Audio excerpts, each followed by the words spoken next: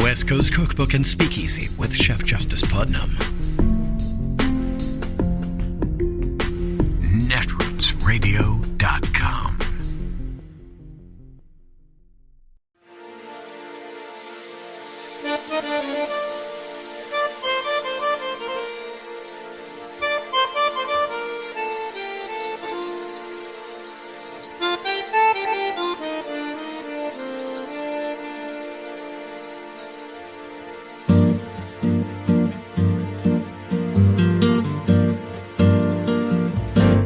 Je voudrais du soleil vert, des dentelles et des théières, des photos de bord de mer, dans mon jardin d'hiver.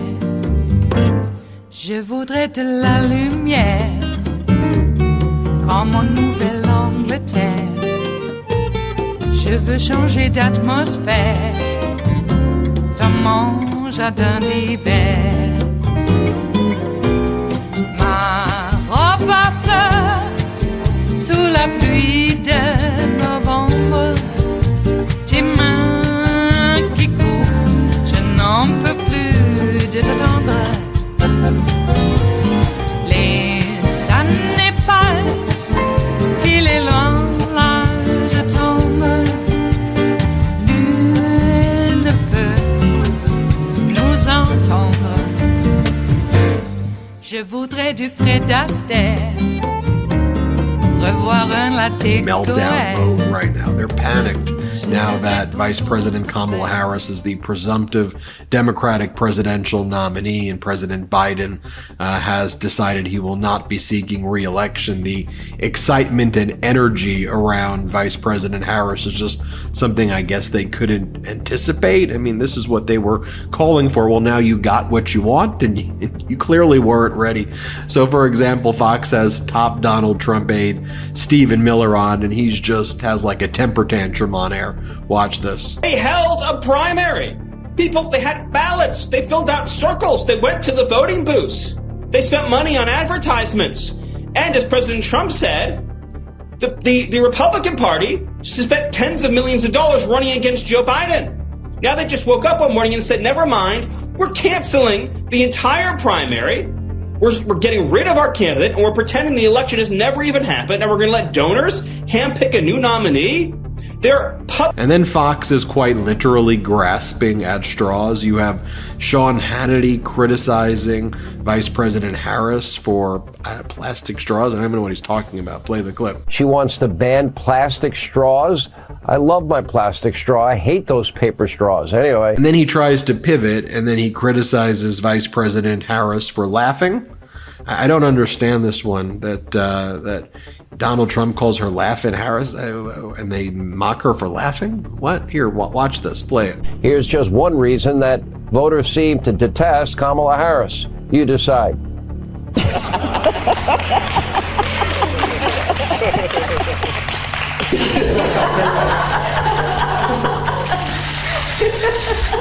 Okay, so... You are everyone, right? We are special. You know. And is that a socialist or progressive perspective? No. I thought we were supposed to conserve things. I couldn't reconcile it. Now I can. Yes, you're giggling, Vice President. They literally showed a montage of her laughing. What am I missing here? Then you have Kellyanne Conway, a top Trump aide as well, say that Kamala Harris doesn't speak well. Just watch this. Play the clip. She had disastrous staff turnover as vice president. I check it on the daily. Her public schedule, gentlemen, rarely has anything on it, or one or two things on it. She does not speak well. She does not work hard. All right, so Kellyanne, let me ask you. And she should not be the standard bearer for the party. Yes, sir. And then Donald Trump's spokesperson, who also cuts ads for Project 2025, Caroline Levitt, says Democrats are the party of chaos, confusion, corruption, and lies. Here, just watch this. Play it. Democrats have proven to be the party of chaos, of confusion, of corruption, and of lies. The Republican Party and President Trump are leading a movement based on common sense of law and order, securing our border, bringing down the cost of living in this country. So our campaign every day between now and then will be out there bringing that winning message to every corner of this country. And we're more. And as Stuart Beckham says, the Democrats are on the verge of nominating its first woman of color to be the presidential nominee, and it happened right after the Republican Party once again nominated 2 white men. One a convicted felon with a history of racism, another is a shameless opportunist. By the way, this other account goes, God must have spared Trump so a black woman could beat him. Many people are strongly saying this. And another commentator wrote, Democrats saw a bad debate performance and made way for a new nominee. Republicans saw the Access Hollywood audio tapes, January 6th, 34 felony counts, and kept Donald Trump. Both parties are not the same and never will be. Let me show this for you. I showed you a bunch of Fox clips. I'll show you more of those in a moment. I just need like a YouTube video cleanse right now, because if I keep showing you Fox clips, it's like, all right, enough. Let's show you Democratic Congresswoman Jasmine Crockett, superstar in the Democratic Party, friend of the Midas Touch Network. Take a look at what she had to say when she went on TV today. Play it. Is that I stand 10 toes down with Vice President Kamala Harris to become the next president of the United States. I made it very clear very early. If Joe is out, there is only one person that I will be working for. So this idea of throwing out Joe Manchin and all these other people, listen, if y'all decide to go any other way, have fun with that. But the only person that I will get out there and break my back for and campaign for and believe in, who is capable and qualified, is Vice President Kamala Harris.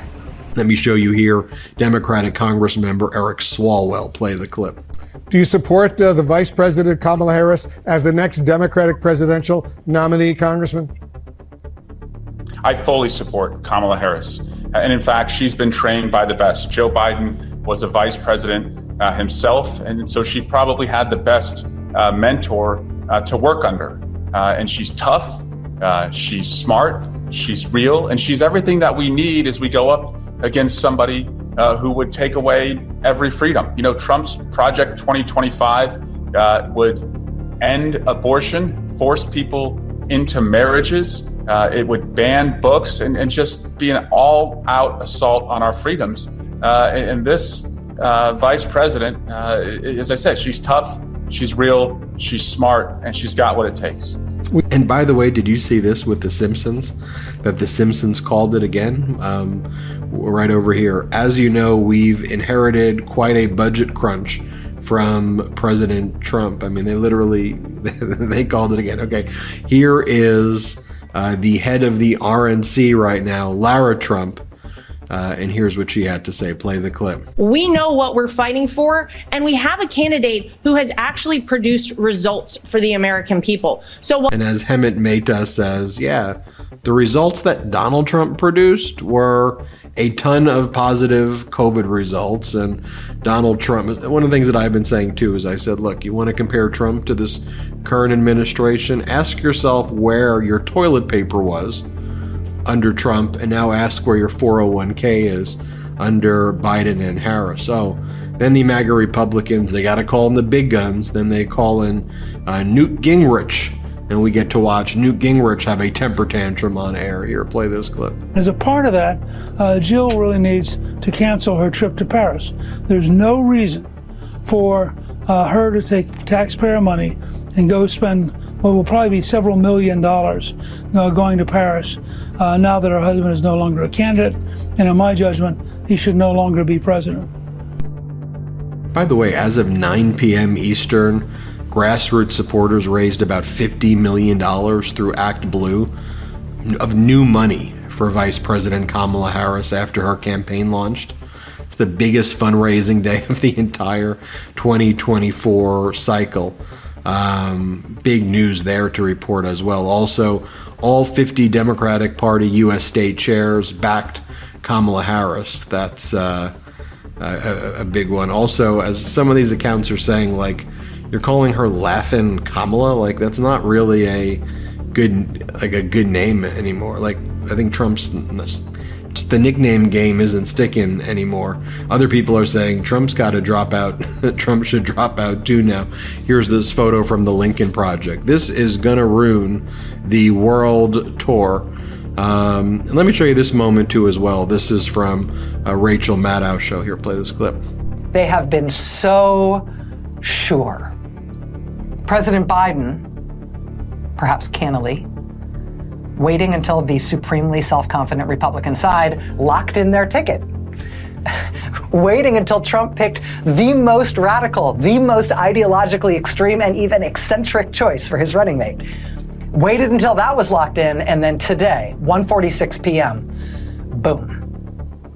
Today, Donald Trump's remarkable recent run of political good luck came to an end with a crash.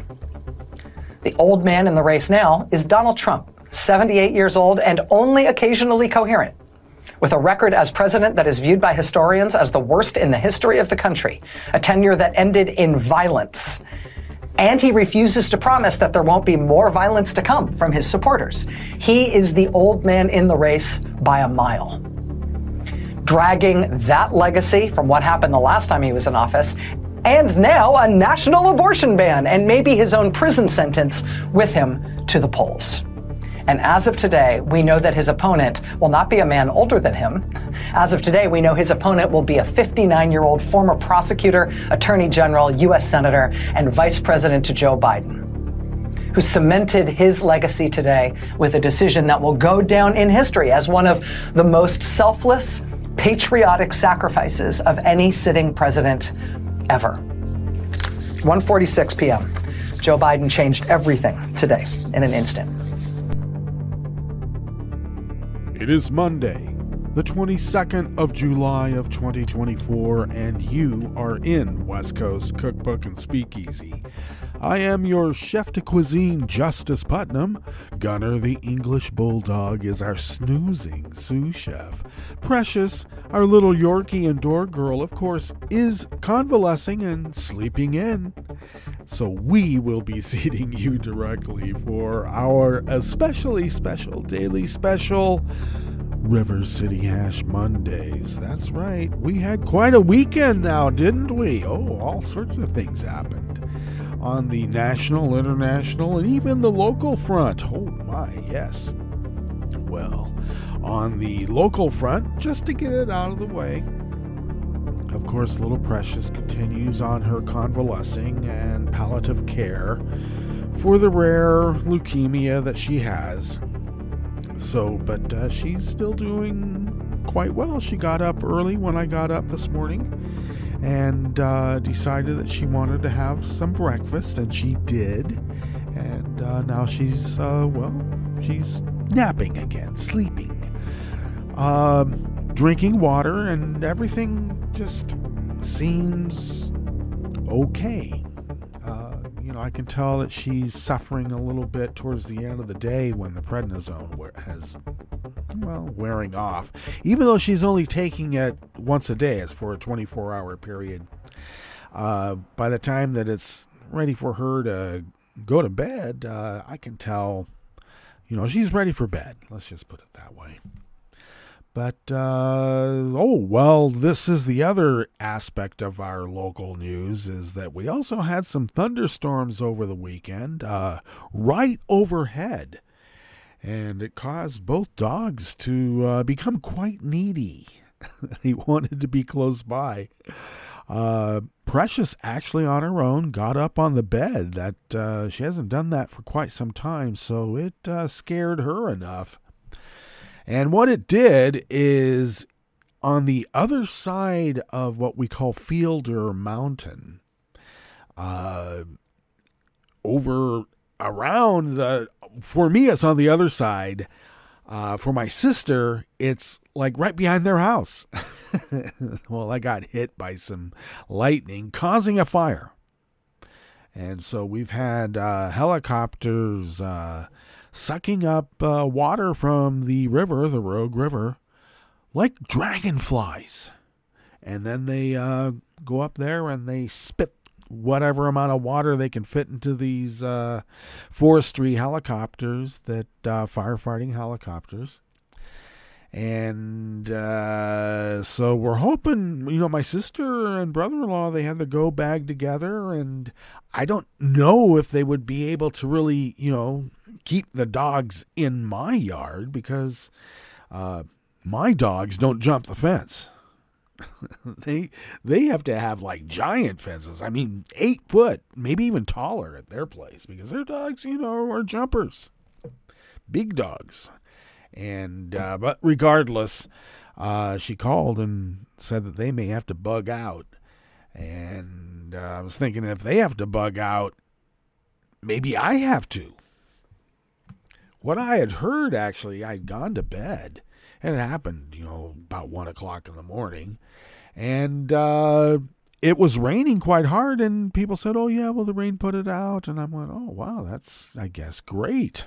We had enough rain to put out that fire. Great. And then I heard from other areas that the rain that the thunderstorm brought dampened some of the existing fires to a point where the firefighting efforts was getting more than a toehold in putting them under control.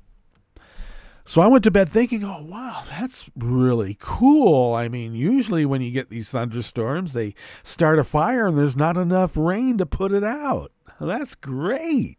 And I wake up and then find out that that's not the case. Okay. Don't listen to anecdotal evidence. Let that be a lesson.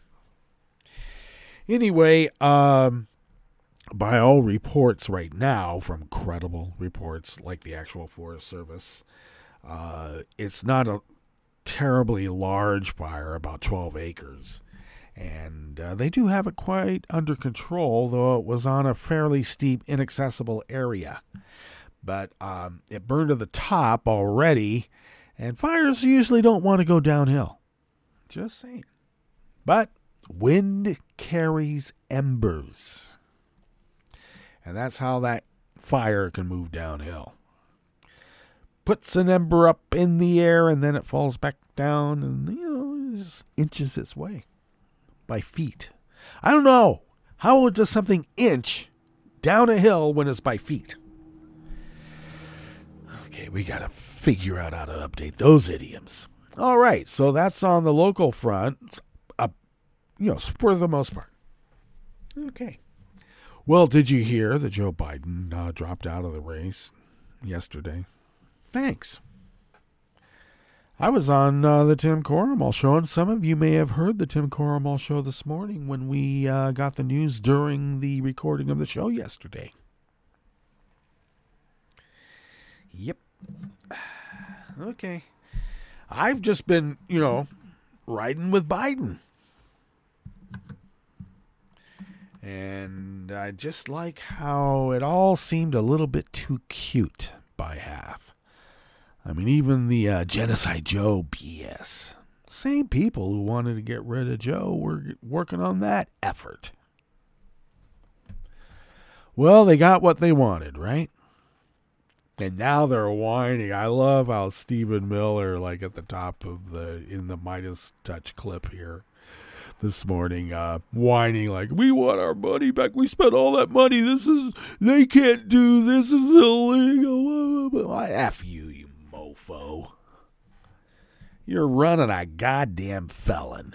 And I don't know what else to call somebody who's under indictment for an espionage case. I don't care if the Supreme Court says that he has total immunity to sell out the United States to our enemies. The facts are the facts. He stole our secrets and put them up for sale or bartered them or whatever he did with our enemies. Avowed enemies of our state. People who have declared war on us. And he did business deals with them and or whatever. Because he's been compromised for a very long time, and we know it. Anyway, they got what they wanted. Now they're whining. We don't want the black lady. She's too good. Though one of the great things about this is that, Vlad and his ilk can play a long game. They're not able to pivot on a dime by the nuances of our, very confusing politics. Okay? He doesn't have the cultural chops to be able to turn on a dime in this situation. So they're going to do the same old, and we already have a handle on the same old. So that's one good thing, is that the manipulation from bad actors overseas who have declared war on us will be mitigated by the fact that you can't think like an American unless you are. Yep, no matter how hard you try. Okay. Now, they got people like Ron Johnson and Marianne Williamson and Jill Stein, and those people, just sort of like maybe they can glean the American mind from that. Tulsi Gabbard. Trust me, that's not the American mind. That's a fetid cesspool of the American mind. But we know fetid cesspools when we see it. And some people like the fetid cesspool. Jeez. How many people have you known that would vote for the dive bar than the really nice, slick mahogany, like button-down white coat and gloved staff bar? Huh? That's why we're Americans. When I was managing the Bison Brewing Company, that was actually one of the issues, is that we needed to refinish the actual bar. We had nice cherry wood top and then a maple rail, curved. And things were getting blistered, it needed to be sanded down and refinished. And we had the hardest fight, because this is the other thing. 130 investors. And we had to get unanimous consensus to be able to do anything. And so there was like 10 people who said, we like the totally run-down dive bar look. We all decrepit and things falling apart. We like that. Oh, great. No, we don't. So, I'm just saying that trying to get everybody that's in a big tent on board to, we need to pull up stakes. Well, there you are. So now we have Kamala. And they are so very afraid. And, well, they should be. Because there's a reason why Joe picked her. And there's a reason that Trump picked JD, because they're all idiots. They're whining, he did on a Sunday in a written document. No way. Yeah, well, welcome to American politics, you treasonous fucks. How dare you try to violently take over the United States of America? We'll show you. All right. They've wakened the sleeping giant. As if we weren't. And, well, I'll put myself in we because I'm an ally.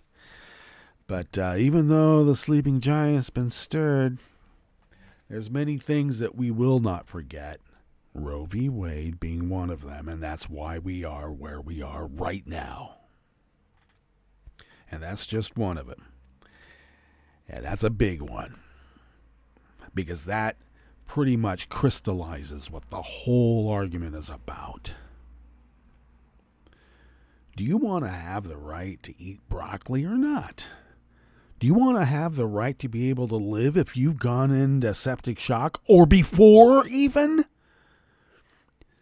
You know you're going to go into septic shock. Shouldn't you be able to make sure you don't go into septic shock? And we have laws that say, oh, no, you have to go into septic shock and you have to be near death out in the parking lot.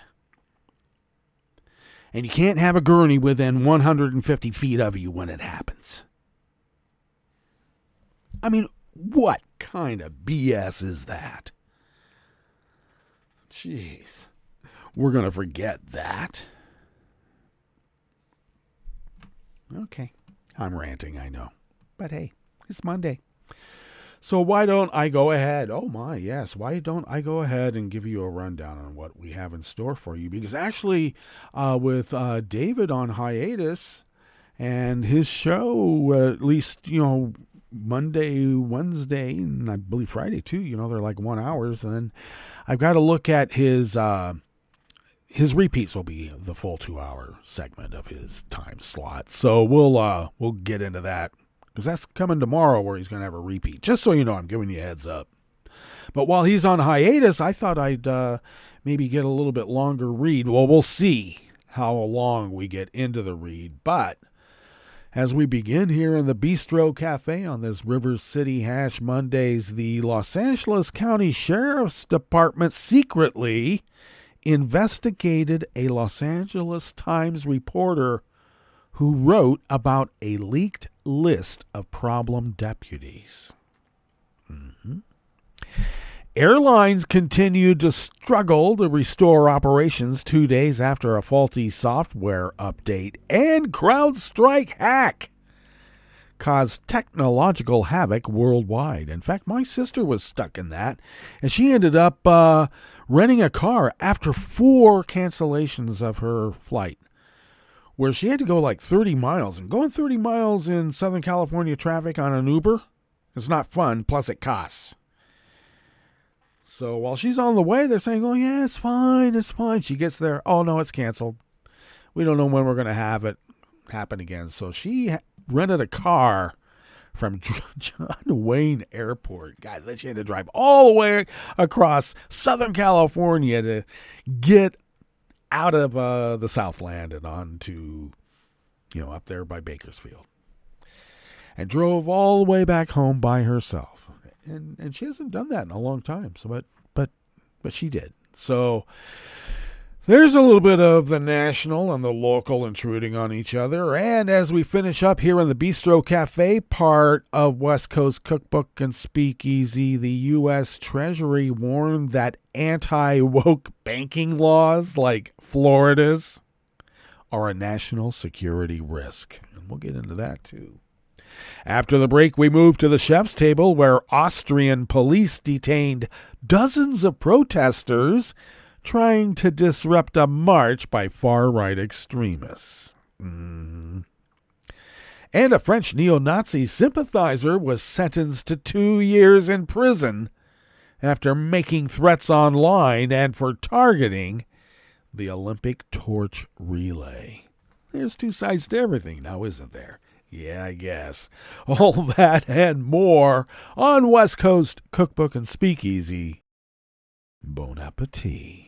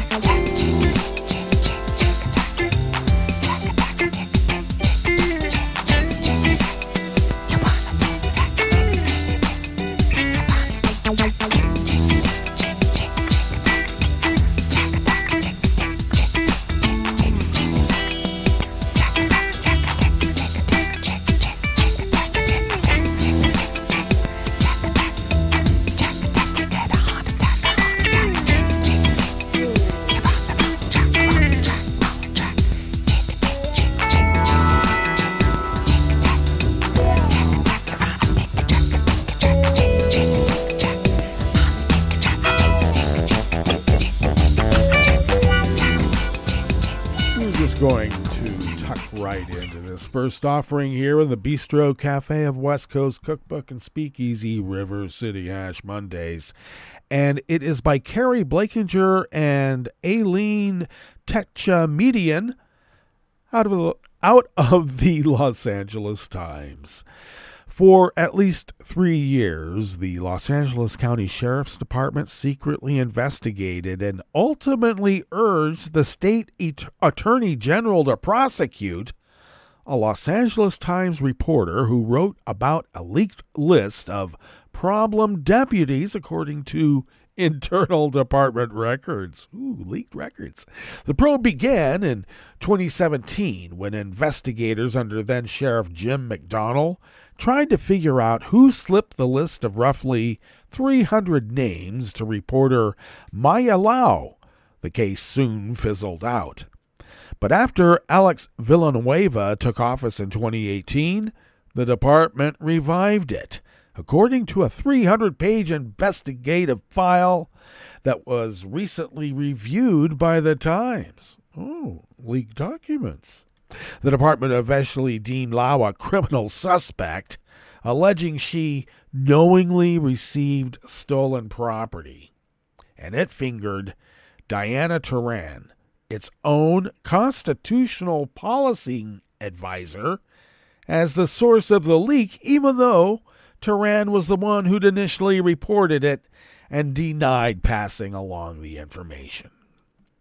Sheriff's officials sent the case to Attorney General Rob Bonta, or is that Bonta, in 21, and in May of this year, his office formally declined to prosecute. The office declined to answer specific questions, only saying it found insufficient evidence to merit criminal charges. The Sheriff's Department confirmed its investigation into Lau is closed and said it is no longer surveilling reporters. Oh, you can trust them. Under the leadership of Sheriff Robert Luna, we do not monitor journalists and we respect the freedom of the press, the department wrote this week in an emailed statement. Now, in an email late last week, Villanueva did not address specific questions about the investigation into Lau. Instead, he accused another reporter of a crime and said lawyers for the county had been trying to obstruct the case at every step. That was his quote. Now, journalists generally cannot be held liable for reporting on leaked documents that involve matters of public concern, even if the reporter knew that the materials were obtained illegally. That's Journalism 101.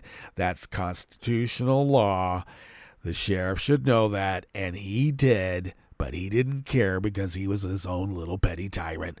And that's how the sheriffs in L.A. County tend to historically have been. Let's not forget that. Now, the leaked records at the center of the investigation date to 2014, when Turan, who was working at the Office of Independent Review, a civilian oversight group hired by the county, had begun collecting names for a so-called Brady list of officers with problematic disciplinary histories. The name refers to a landmark 1963 U.S. Supreme Court decision, Brady v. Maryland, that requires prosecutors to turn over any evidence favorable to a defendant, including evidence of police misconduct. The cops don't want to turn over their own misconduct. I wonder why. To make her list, Turan relied on information from the district attorney's office and from sheriff's department databases, according to what she told investigators in 2017 and 2018 as part of the administrative inquiry. She stopped adding new names in late 2014 because she believed the sheriff's department had started keeping its own official Brady list by that point. Then, in 2015, she started working for the sheriff's department as a constitutional policing advisor, a position created by the former Sheriff McDonnell to act as an internal watchdog. And Villanueva didn't like that, apparently. 2 years later, the LASD investigative file says she heard that Lau and other Times reporters began asking certain deputies how they felt about being on the Brady list. To figure out what list the reporters had and where they'd gotten it, Turan tracked down any recent public records request from the Times. She found out reporters had asked the DA's office for information about roughly 300 deputies, the same deputies named on her list from 2014. When she reviewed the names, she noticed the reporters' list even featured the same errors as hers, down to the typo on one employee identification number. At that point, the report said, Turan became concerned that her Brady list was leaked to the media and began trying to figure out who could have leaked it. The report says there was one high-ranking official in particular she began looking into by asking the department's Data System Bureau what copy machine he had access to and whether there was a way to examine its hard drive. According to the case file, however, the drive had been destroyed and there was no remedy for Turan to seek in trying to exonerate herself. 3 days later, on December 8th of 2017, the Times published its story detailing some of the misconduct and criminal convictions that landed deputies on the list. At some point before McDonnell left office in 2018, investigators dropped the inquiry, making it unresolved and inactivated instead of turning it into a formal criminal investigation. Several months into Villanueva's administration, Detective Mark Lilienfeld was assigned to investigate a related case involving allegations that Turan and other oversight officials had illegally accessed deputy personal records, including some the department had voluntarily turned over to them 3 months earlier. That inquiry by Lilienfeld, a key investigator on Villanueva's controversial public corruption unit, reopened the dormant Brady List probe.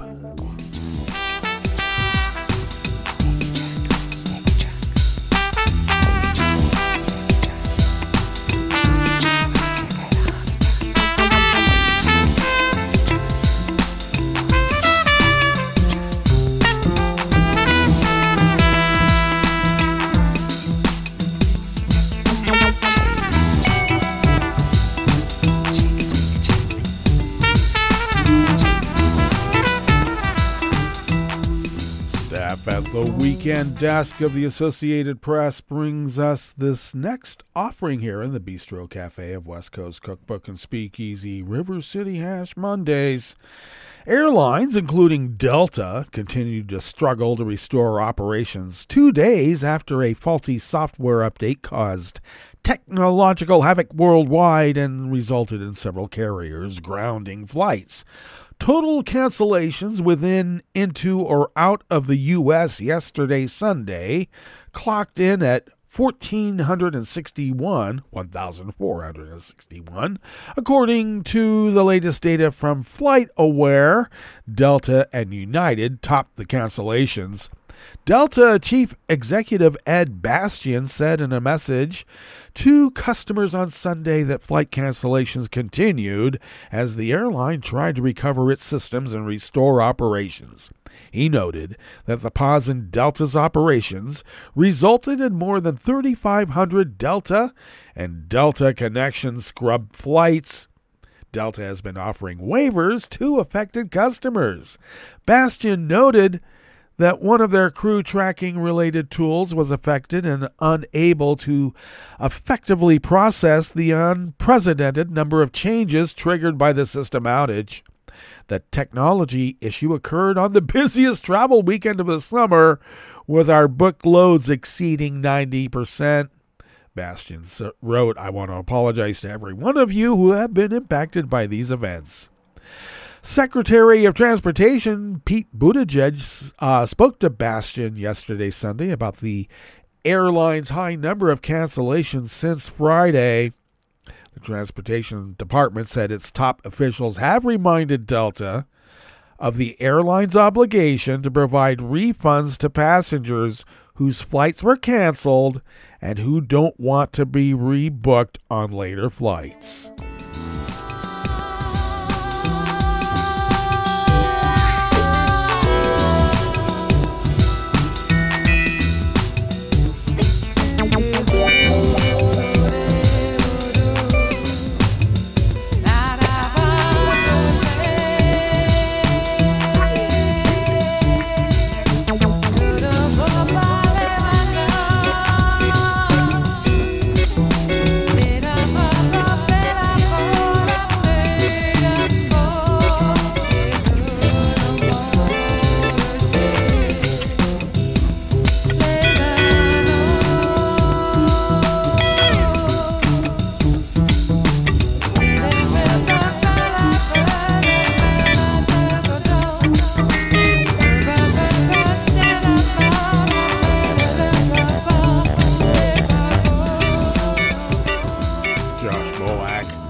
of the Associated Press brings us this final offering here in the Bistro Cafe part of West Coast Cookbook and Speakeasy. The Treasury Department is warning that state laws that restrict banks from considering environmental, social, and governance factors could harm efforts to address money laundering and terrorism financing. The Associated Press obtained a copy of the letter sent on Thursday last to lawmakers. The letter singled out a law signed by Florida Governor Ron DeSantis that says it would be an unsafe and unsound practice for banks to consider non-financial factors when doing business. The letter concludes that such laws create uncertainty and may inhibit national security efforts. Conservative Republicans, such as DeSantis, have sought to block environmental and socially conscious standards for investing, saying that such initiatives can lead to unfair discrimination based on political beliefs and harm legitimate businesses. They say that considering environmental, social, and corporate governance issues, or ESG, before deciding whether to invest is woke behavior gone amok. Tennessee recently enacted a similar law, although it was not mentioned in the Treasury letter. State legislators in Arizona, Georgia, Idaho, Indiana, Iowa, Kentucky, Louisiana, and South Dakota also have measures along these same lines under consideration.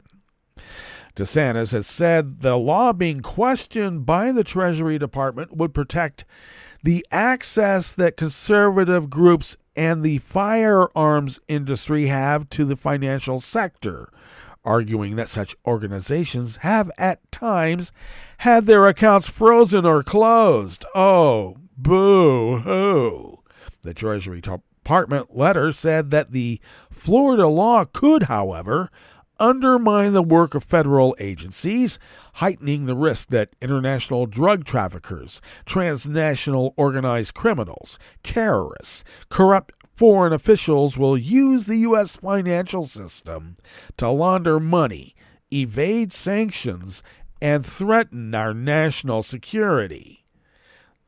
The Treasury Department letter was a response to a July 8th request from Representative Josh Gottheimer, a Democrat from New Jersey, Representative Lutgemeyer, Representative Missouri, and Representative Brad Sherman, a Democrat from California. Gottheimer said he was pleased that the Treasury Department shared his concerns. To any states that are considering similar laws, I urge them to think twice before putting America's national security at risk, indeed. All right, let's get to our break, and when we get back from that break, we will go through weather from around the world, and we will finish up with the stories that we've curated for you today. You are listening to West Coast Cookbook and Speakeasy, and we will be right back. You are listening to netrootsradio.com. Please hang up and try again.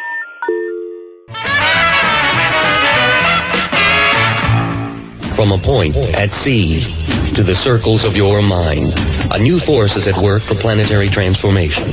New radio for a new Earth.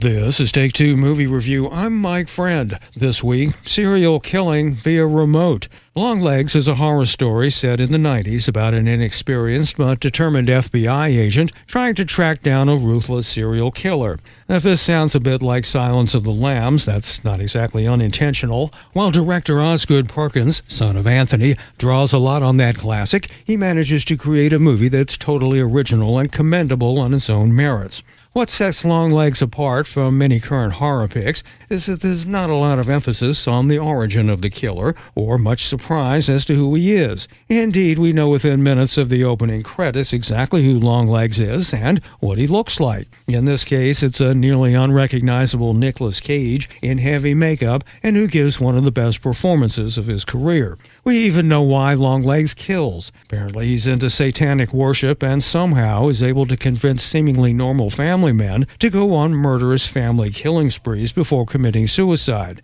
Instead of relying on surprise, Longlegs captures by putting the fear of God into you. Along with the FBI, we already know more murders are coming. The only question is how many and how or even if they can be stopped. Along with Cage, the other true standout in this film is Micah Monroe as young FBI agent Lee Harker. Monroe, best known as the lead in the understated horror classic It Follows, is nothing short of outstanding. She has determination paired with vulnerability that makes for a wonderfully nuanced performance, and her chemistry with co-stars Cage, Blair Underwood, and Alicia Witt is phenomenal. From the burgeoning genre of intelligent psychological horror, Longlegs is one not to miss. This has been Take Two Movie Review. I'm Mike Friend. Catch up with us at Take2MovieReview.com and feed us back on our channel on YouTube.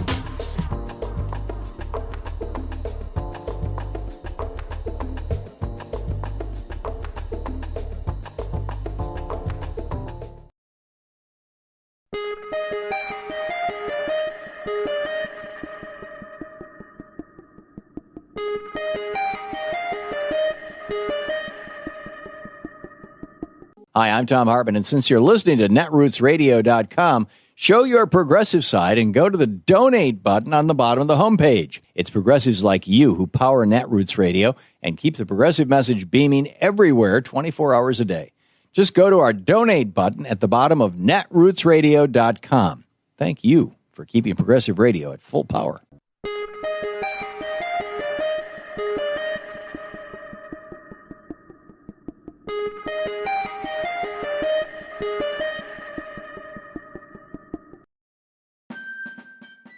You're listening to the American Democracy Minute, keeping your government by and for the people. Here's a scenario likely to be more common in the 2024 elections. You show up expecting to cast your ballot, but the clerk says you're no longer registered. In many states, you used to be able to register the same day of the election, but your state legislature changed the rules, and now you're required to bring citizenship and birth certificate papers to re-register. So sorry. Scheming political strategists and anti-voter legislatures passed numerous laws to expedite the purging of voter registration lists, targeting more mobile, housing insecure, and less politically engaged voters. States like Florida are not only purging voter registrations, but shortening the length of time that voters can be on its automatic vote-by-mail list. Voters should be proactive. Check the status and accuracy of your voter registration information with local election officials or county or Secretary of State voter information websites. Verify that you're still on the rolls, that your name and address are correct, your party affiliation is accurate, and whether you're on a vote-by-mail list if your state offers it. And double-check where your polling place might be because partisan gerrymandering may have put you into a different precinct. Vote.org and the U.S. Election Assistance Commission, EAC.gov, can help you check your information, and we've linked to them from AmericanDemocracyMinute.org. We'll have more tomorrow on the documents required if you need to register. I'm Brian Beal. I'm Rick Smith, and this is Labor History in 2. On this day in labor history, the year was 1916. That was the day a bomb rocked the Preparedness Day Parade in San Francisco, killing 10 and injuring at least 40. The Chamber of Commerce and the newly formed Law and Order Committee organized the parade to shore up support for war production and eventual entry into World War I. But isolationist sentiment in San Francisco remained strong. Anti-war activists prepared pamphlets and protests for the march. Many trade unionists were opposed to entry into the war. Some considered the parade a response to the combative longshoremen strike raging on the docks for weeks. San Francisco had been a strong union town for years, known for strikes and labor disputes. 1916 was an election year, and already the city had been rocked by a number of strikes. Business interests launched an open shop campaign and began targeting labor radicals. They found their scapegoats in labor leaders Tom Mooney and Warren Billings, who were framed and convicted for the bombings. Journalist Carl Nolte points out that Mooney and his assistant had been trying to organize workers at the city's largest streetcar company, United Railroads. He notes their convictions were based on perjured testimony and doctored evidence. Incredibly, one of the prosecution's star witnesses wasn't even in town that day. but the convictions served to vilify labor militants as terrorists. Fremont Older, editor of 2 local newspapers, discovered the frame-up evidence. He and many others, including Upton Sinclair and Clarence Darrow, campaigned for years to free the 2 men. They were finally released after 22 years in 1939. The actual bombers were never found, though some have speculated that anarchists of the Galleanist movement were likely responsible. Labor History in 2 brought to you by the Illinois Labor History Society and The Rick Smith Show.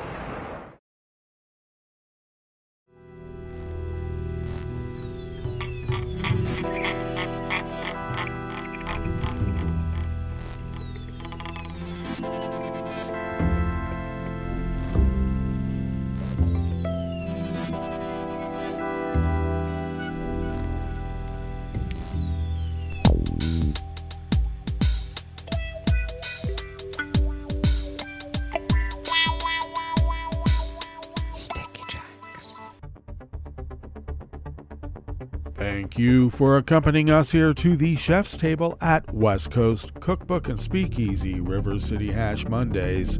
We always begin weather from around the world along the banks of the Rogue River in the Rogue River Valley of southern Oregon, on the west coast of the continental United States of America, where it is currently 63 degrees Fahrenheit, expecting highs of only in the mid-80s. Oh my. Well, we'll have partly cloudy conditions, so that has something to do with it. And we are under an air quality alert, though I'll give you the rundown on the particles per million coming up. It's not so bad at the moment, though, because of shifting winds and the nearness of these wildfires. It could change in a moment, so we do need to take care and take precaution.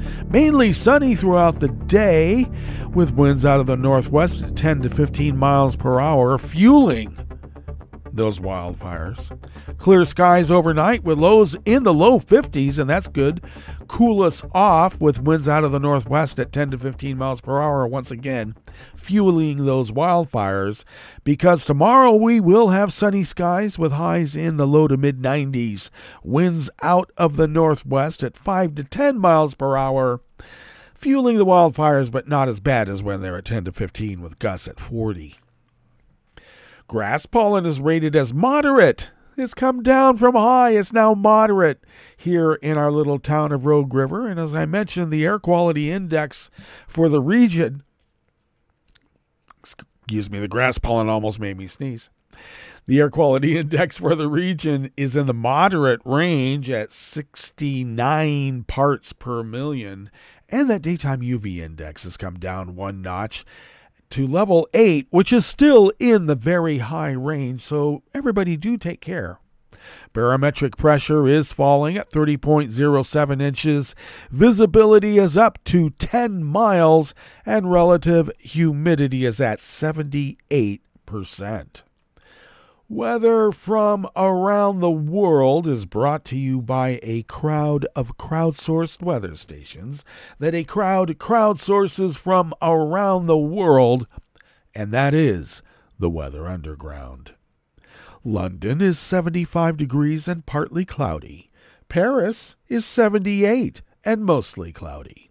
Rome is 93 and fair, and they continue to have a heat advisory that could impact critical electrical infrastructure. Kabul is 81 and clear.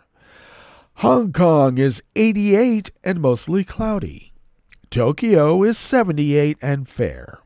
Auckland, New Zealand is 52 degrees and fair. San Francisco, California is 59 and partly cloudy. Chicago, Illinois is 75 degrees and partly cloudy, and New York is 80 degrees Fahrenheit and partly cloudy. And that is weather from around the world, brought to you by a crowd of crowdsourced weather stations that a crowd crowdsources from around the world.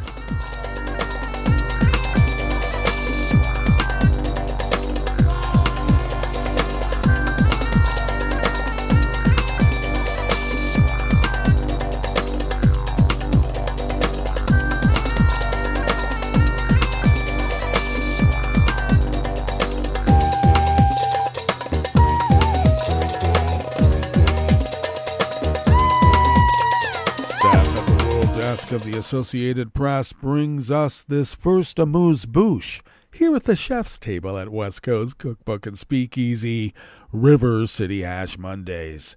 Police said yesterday, Sunday, they detained more than 50 people as they clashed with protesters trying to disrupt a march by hundreds of right-wing extremists in the Austrian capital.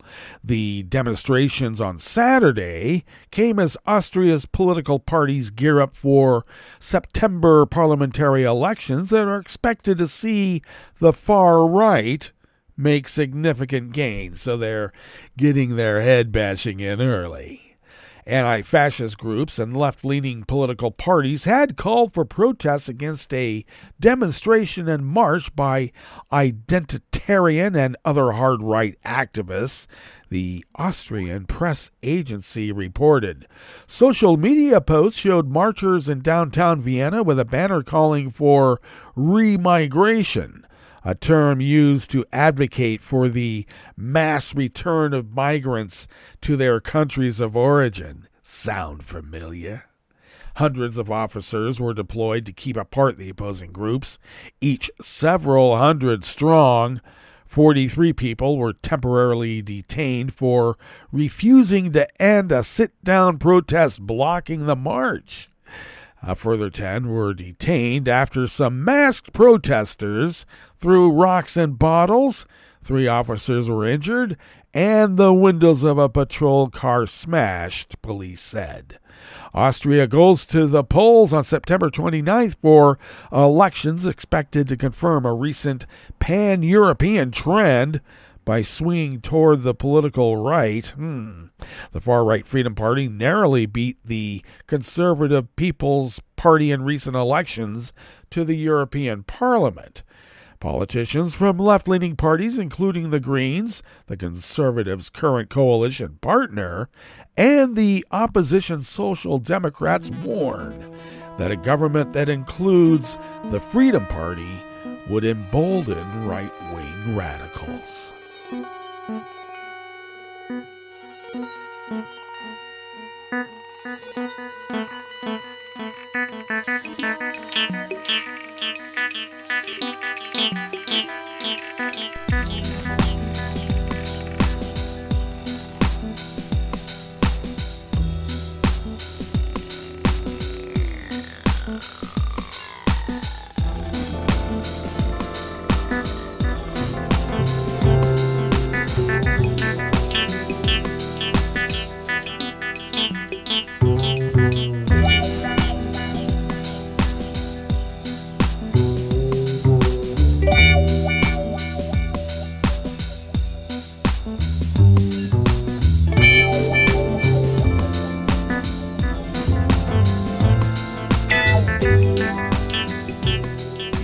Staff working the weekend world desk at the Associated Press brings us this final amuse-bouche here at the chef's table at West Coast Cookbook and Speakeasy. A French neo-Nazi sympathizer was sentenced to 2 years in prison after making threats online and wanting to target the Olympic torch relay, authorities said. The Paris Public Prosecutor's Office said in a statement the 19-year-old man was convicted after a swift trial overnight on Friday on charges of sharing bomb-making instructions on social media, posts inciting hate and death threats, as well as posts with personal information that put people at risk. The man, who was detained last Wednesday morning at his home in the Alsace region of eastern France, ran a group called the French Aryan Division on social media channel Telegram. The prosecutor's office said his comments that triggered the pro-bias unit dedicated to fighting online hate did not specifically target the Paris Olympics, which kick off with a high security opening ceremony on this Friday. France's Interior Minister Gérald Darmanin said on Wednesday last anti-terrorist police detained the man and that he was a neo-Nazi sympathizer suspected of a willingness to intervene during a stage, evidently of the torch relay. The relay is nearing its end of its months-long trip around France and overseas French territories before the game's opening.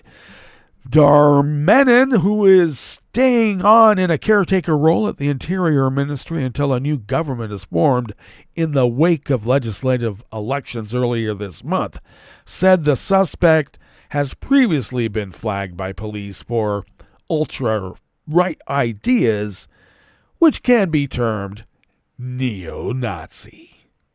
And as we like to say here in the United States, no shit, Sherlock. Well, that brings us to the end of our broadcast period for the day. And that last article just proves that it can be done. So we better think about doing it, all right, before it gets a little too wild, as they like it. All right. Like I said, that brings us to the end of our broadcast period for the day, but you do know Netroots Radio broadcasts on, and we will meet up here tomorrow for Tarrytown Chowder Tuesdays. So do stay tuned to Netroots Radio all day and all night for all the breaking news as it breaks, and you know it's going to be breaking all day and all night.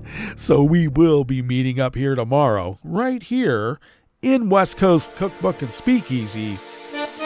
Bon appétit.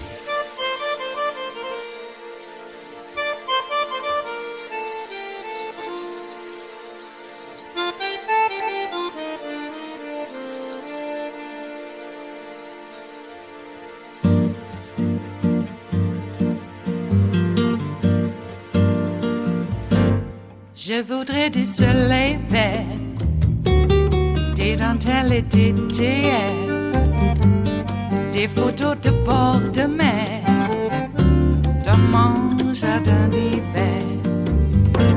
Je voudrais de la lumière, comme en Nouvelle-Angleterre. Je veux changer d'atmosphère, dans mon jardin d'hiver.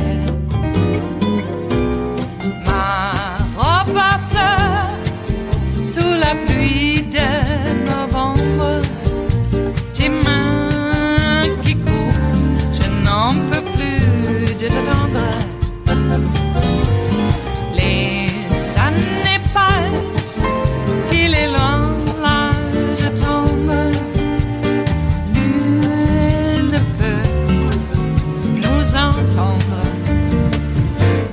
Je voudrais du Fred Astaire, revoir un latte Goël.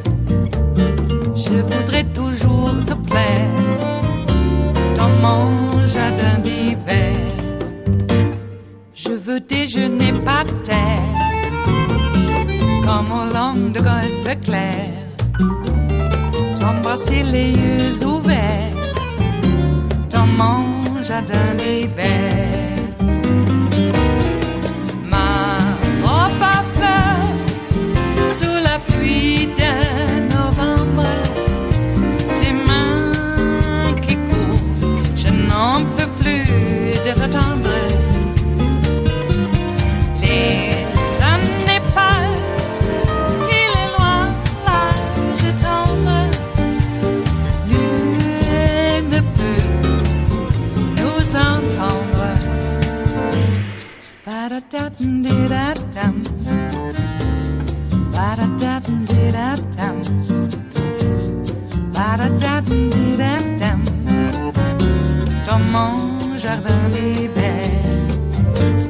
Ba-da-da-dum-di-da-dum, ba-da-da-dum-di-da-dum, ba-da-da-dum-di-da-dum, dans mon jardin d'hiver.